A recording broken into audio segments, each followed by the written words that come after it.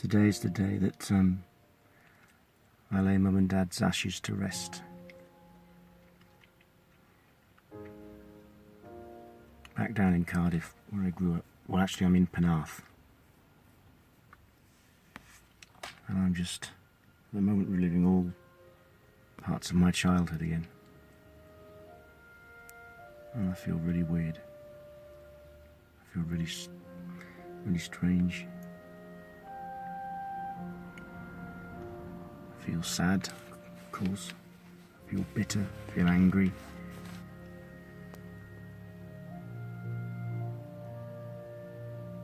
I feel grateful.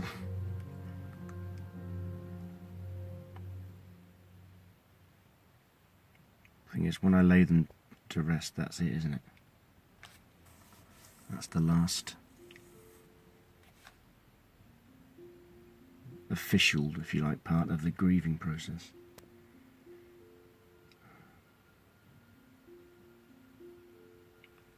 Just over there.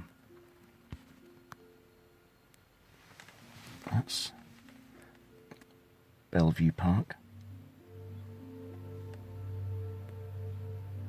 All the leaves are falling down.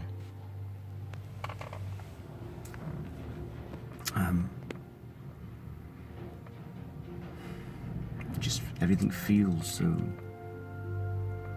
final at the moment.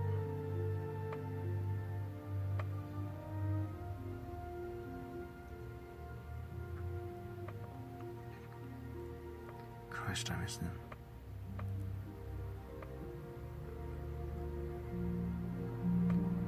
Anyway, that's life.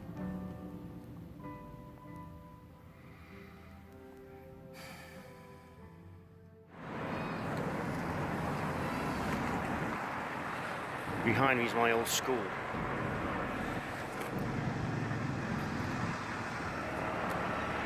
Albert Road Primary. I remember it being this noisy.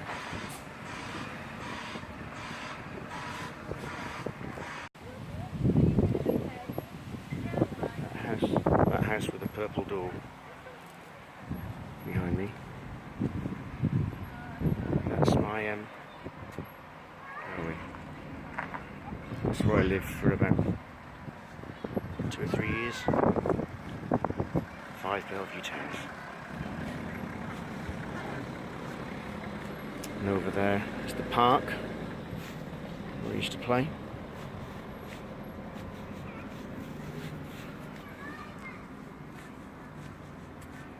We had a big street party in this place the day that Princess Diana, or Lady Di, became Princess Di with Prince Charles. I came dressed as a mechanic.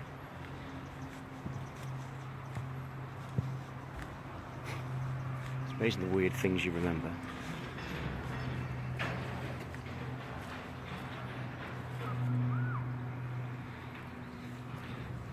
Just over there on my right, I won't film them because they'll think I'm a weirdo. There's a lot of children. A lot of nursery kids. That was me 38 or so years ago. Bloody hell. It looks different, but it looks the same. It's weird.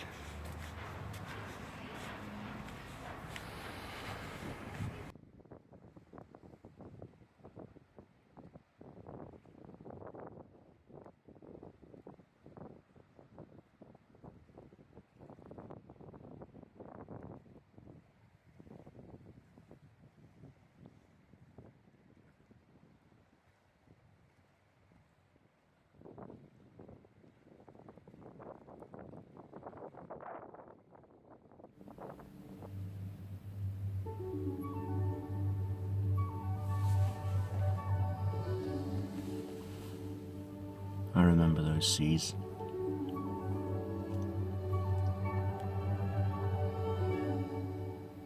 Sometimes we'd have really big storms here and there, and all the waves would fly over that seawall into Rabiotti's behind me on the seafront where we used to have toast, tea, and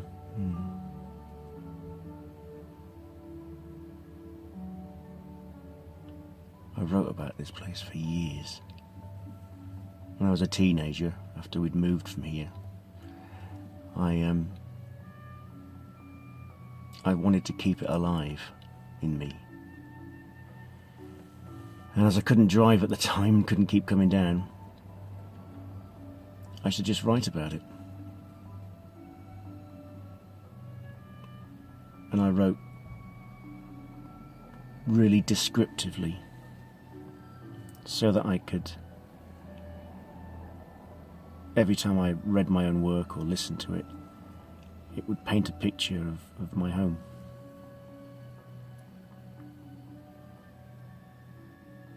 And I think that's why I've been able to keep it within me, if you like. I still feel, part of me still feels like this is home.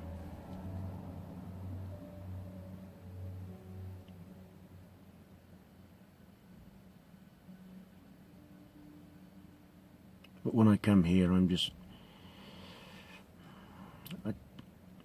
remembering who I used to be,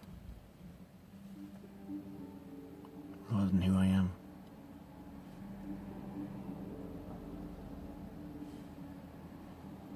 There we go, there's the waves popping up. I used to be that stroppy little kid, but I was always a curious, quite adventurous, and I've still got that with me. I'm still curious. I must be still adventurous if I'm still wanting to do these treks.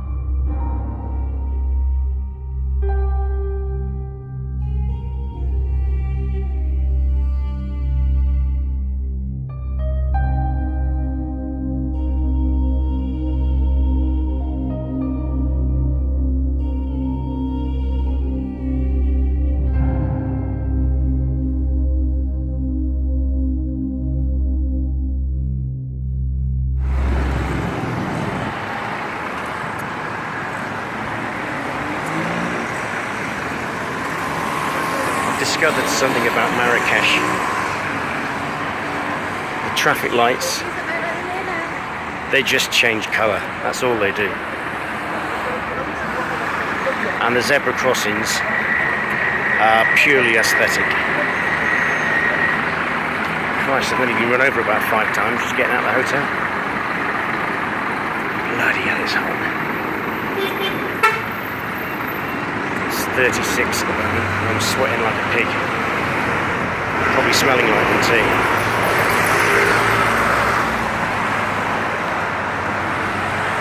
It's nice to be back in Marrakesh.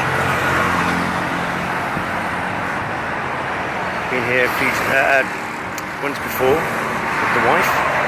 Had a lovely time here. So let's see how we get on for part 2.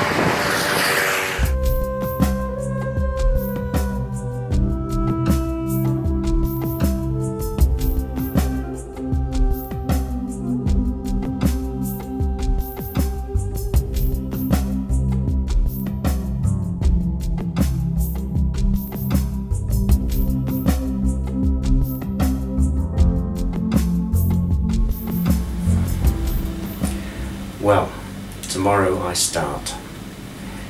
Driving over the Atlas Mountains tomorrow. in these bloody great big boots. Make sure you wear ankle-length boots, they said. Proper walking boots, they said. I've been walking in these today, and my feet are on fire. Anyway, I'm quite nervous, to be honest. Nervous about the heat, nervous about being nervous. Just a bit of a wet fart, really, but feeling a little bit fragile.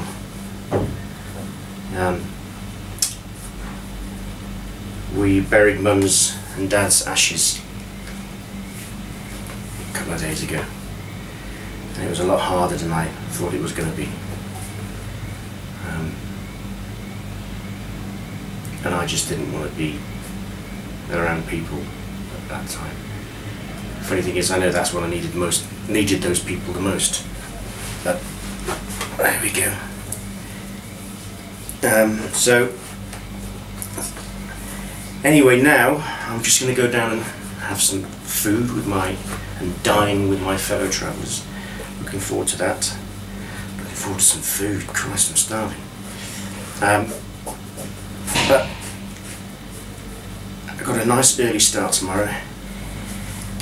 Got to be out of here at 8 because it's going to take us 8 hours to drive over the Atlas Mountains.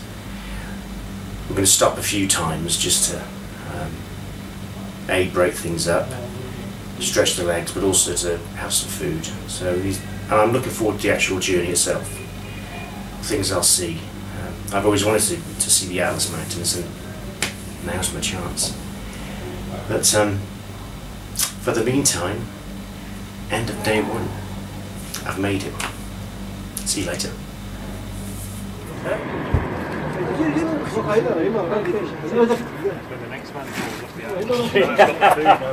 As you can see, we're travelling very lightly.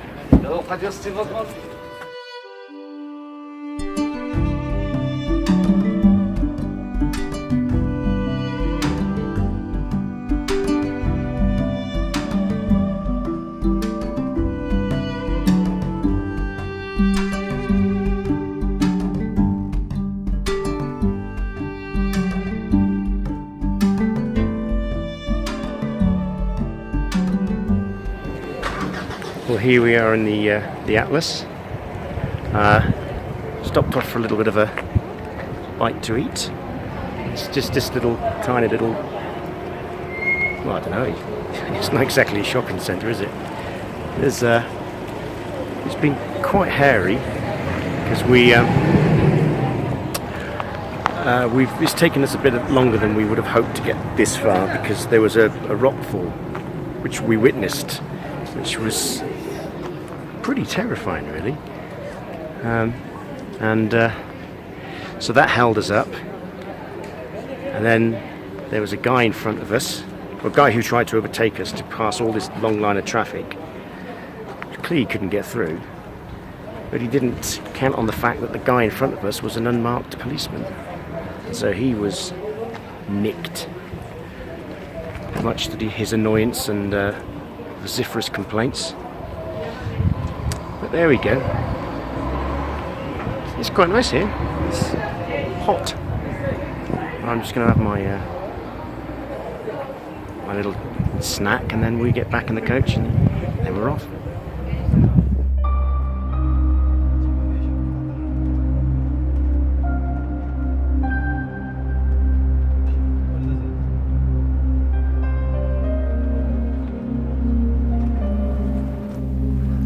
Bloody flies.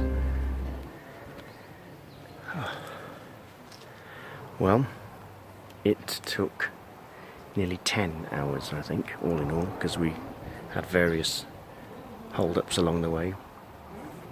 We're here now at this fixed camp, and we're all just a bit tired, to be honest. Just about to have tea in a minute, and then we're going to have some food. But yeah, this is where we are, in the middle of nowhere. So, well, there you are. Keep looking over there. You're there, aren't you?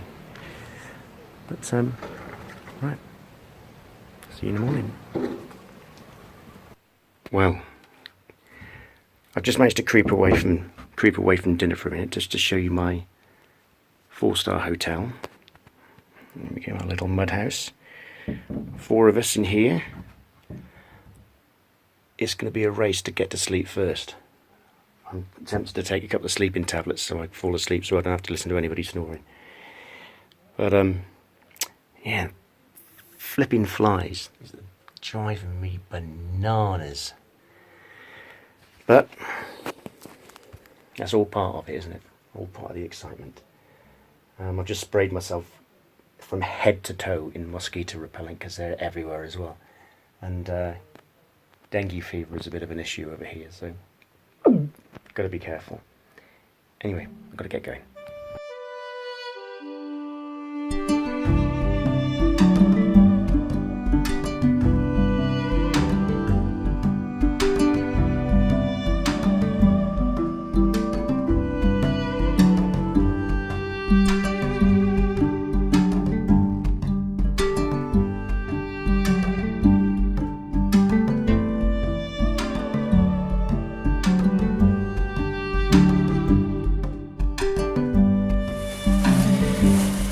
Well, it's never simple, is it? Just before lunch today, I ended up with a somewhat damaged shoe.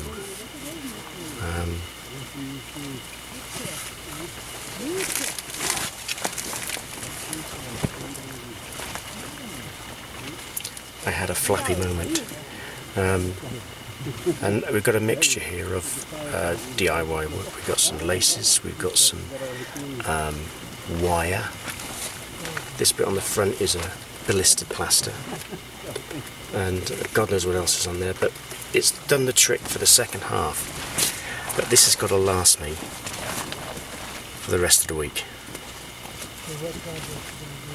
As Rodney would say, cos bloody Mick. But other than that, it's been a good day. Very hot this afternoon. And also really, really windy towards the end. And those bloody flies.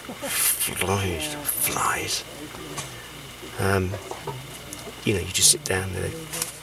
You're doing. I ended up look as if I'm doing a sort of strange English folk dance, you know.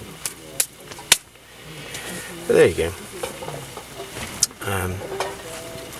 Tomorrow it's mostly dunes, which in some respects will be easier on the shoe, I think. In the morning I might actually try doing the first part of it, if it's mostly dunes, in just my socks. I'm tempted. I'll see.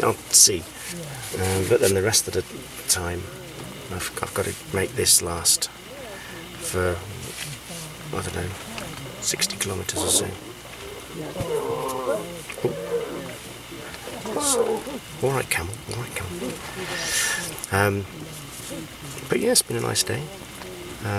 Very tired now, but just about to have food in a bit. Any more news and I'll let you know. There's the camp. I'm in one of those little tangerine coloured tents. I'm just taking a moment out on my own.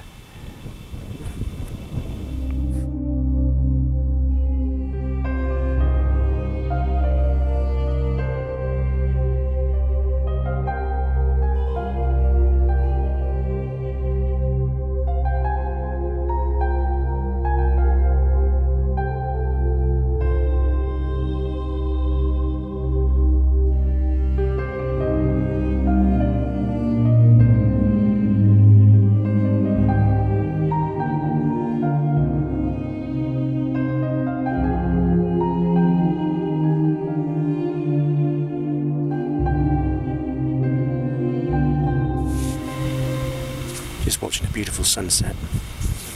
Absolutely gorgeous. And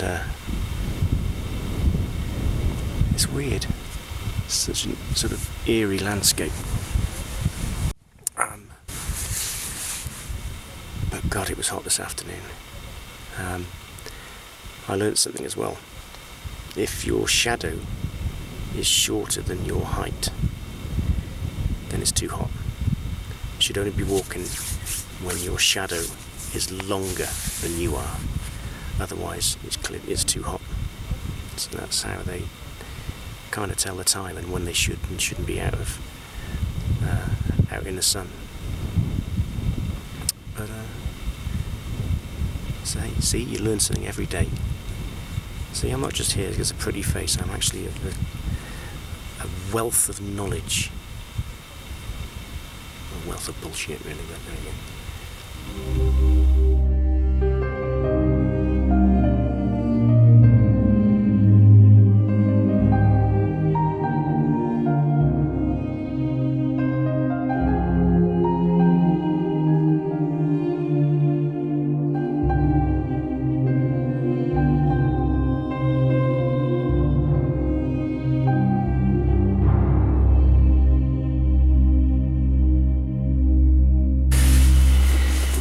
We've just been to the top of this massive, huge dune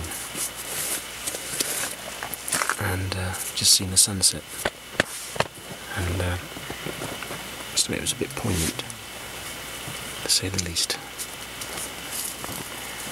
Certainly was thinking about Dad, thinking what he would have thought. But it's been a difficult day actually. My feet have been in a lot of pain as soon as I was wearing someone else's shoes. But there you go. I seem to have put my old shoes back on for the last little bit and they seemed okay. They've just got to hold out for the next 2 days, so I can't wear those trainers again. You knock me for 6. But tomorrow, I'm not totally sure what we're doing tomorrow, but apparently there's going to be a mix of dunes, I think you said forest as well, which would be welcome, and plateaus as well, so a bit of a mixture. I don't think it's going to be quite as demanding as today, which would be good. But yeah, missing the family at the moment. Wishing they were there to see what I saw. But as I said before, travel for me doesn't mean as much if it's on my own. I've got some wonderful people around me, but it'd be lovely to have shown the kids and Kerry Ann, but they would have been worried about internet coverage if they were here anyway. So anyway, from a poignant second evening, good night.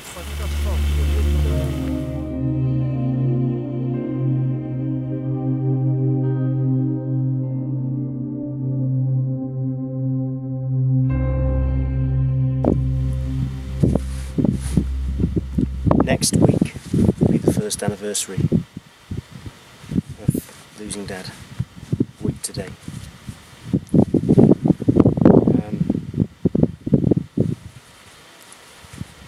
And all the way through today, it was horrible.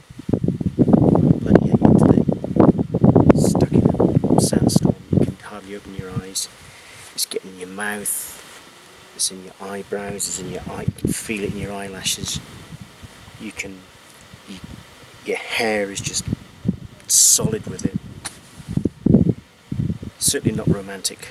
Certainly not the English patient. And the feet are sore. But all the way I just kept saying, it's not cancer. Get a grip. Jesse. It's not cancer. And sometimes that helps, puts things into perspective. Because everybody who goes through cancer has their own their own walk in the desert, their own isolation, their own battles with their own mind. I've had this week.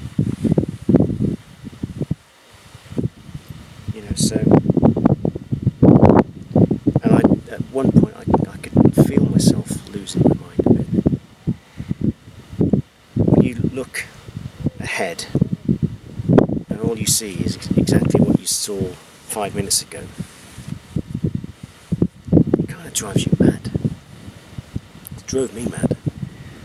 I just wanted to get out of there. I got teary, which isn't a good thing to do in a sandstorm.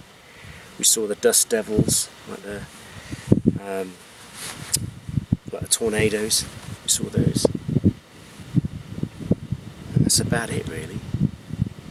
Apart from the odd shrike and a camel's skull, all we've seen are acacia trees and sand. And I knew that's what it would be. Not as stupid as I look. No, I am stupid as I look.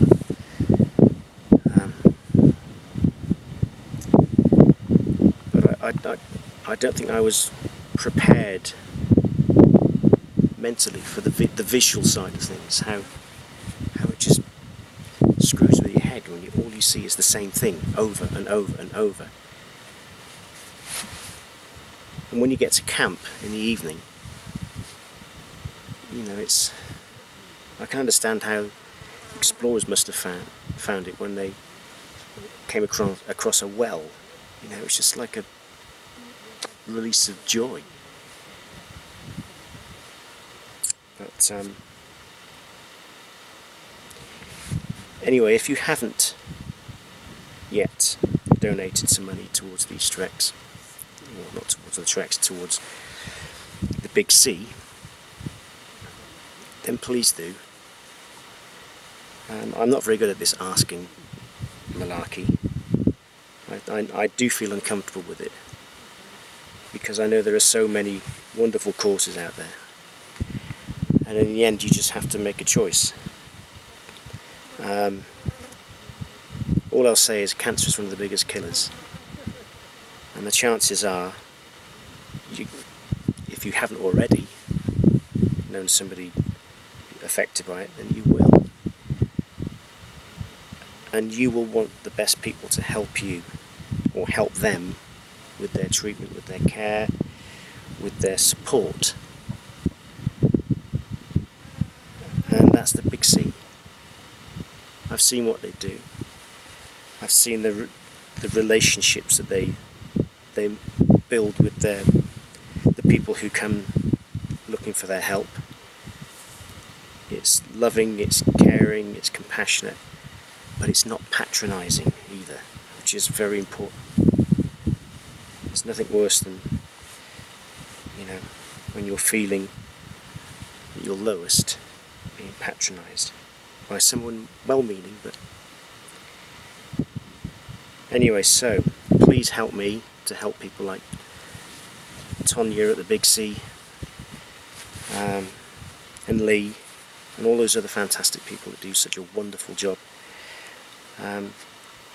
Go to the website, see what they do. I'm up to £1,500 at the moment. I'd like to get it pushed past that £2,000 mark. So if you can help, please do.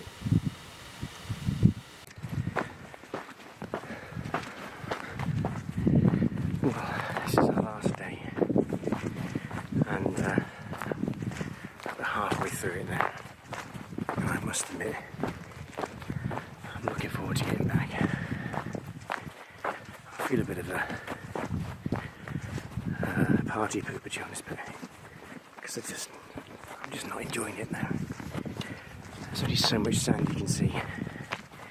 As I said before, the Atacama was a bit more variation, but not this place. Although, having said that, we're about to walk into a sort of palm tree forest, which I'm looking forward to, because apart from anything else, it might give us a bit of shade. Well, we ran out of water. Never a good thing in the desert. We all bought 10 litres each to see us through, and it hasn't seen us through. It was pretty much all gone by this morning, so we've all had to have purified water, so we can get water from the well and stuff. And and we've got purification tablets to try and make it a little bit more palatable. So I'm hoping they work, because going to the toilet over here is something of an experience, to say the least. But we won't go into that, don't worry, don't worry.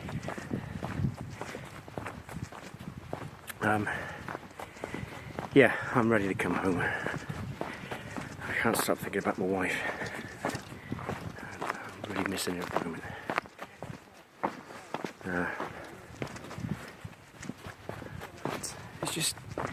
It's the monotony. I think, you know, there were things to do and see in the Atacama. There was more, but this is a real desert. Of course, the Atacama's a desert, but you know what I mean. It's just the same. Well, you can see behind me. That's all I've seen for 4 hours today. 4 hours yesterday. 6 hours yesterday. Nothing changes. And we've just spent about an hour going over nothing but dunes, and it's extraordinarily elevating. You know, you just lose all power in your legs, and I've just put some ibuprofen rub on me to take away some of the dull aches that I've got at the moment. So yeah, but the good thing is we've decided today that we're going to skip lunch. We're just going straight to base. So it's a bit of a bummer, because in half an hour's time we could be having a little stop. But I think we all agreed that we want to get back to the base. And from there's a little 5-minute walk into the town where you can get a Coke. Oh Christ, do I want a Coke. All I've had all week is water. Lovely though it is. No, water and mint tea. The food this week has been absolutely fantastic. We've had everything. Last night we had bread cooked in the sand, which was absolutely delicious, with lots of tagines. That's one of the things that we've had a lot of. But it's been of a very high standard. There's nothing that I've not enjoyed. Well, my shoe also is just about holding out. I've lost my metal cage in somewhere along the route. But it's holding out okay. But anyway, catch you in a bit.